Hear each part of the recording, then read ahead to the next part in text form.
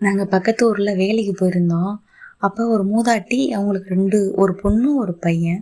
2 பிள்ளைங்க. அப்ப ஒரு பொண்ண கல்யாணம் பண்ணி குடுத்து 6 மாசத்துல தான் அவங்க பையனுக்கும் கல்யாணம் பண்ணாங்க. அப்படி இருக்கையில அந்த மூதாட்டி வேலைக்கு வந்திருந்தாங்க. அவங்கள பார்த்து இன்னொரு பெண்மணி கேட்குறாங்க, "அத்த உங்க பொண்ணு எப்படி இருக்கா? நல்லா இருக்காளா?" அப்படின்ட்டு. நல்லா இருக்கா. 2 மாசம் தள்ளி போயிருக்கு. நல்லா இருக்கா. ஆனா வாந்தி எடுத்துக்கிட்டு பாவம் ஒரு வேலையும் பார்க்க முடியலையாம். பிள்ளை ரொம்ப கஷ்டப்படுது." அப்படின்ட்டு அழுகுற மாரி சொன்னாங்க.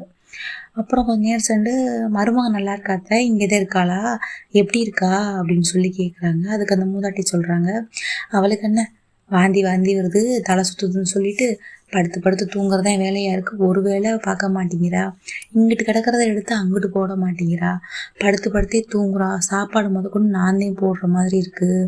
எனக்கு என்னால் பார்க்கவே முடியல." அப்படின்னு சொல்லிட்டு மூஞ்சியை ரொம்ப ஒரு சுளிப்பா வச்சுக்கிட்டு கோவத்தோட சொன்னாங்க.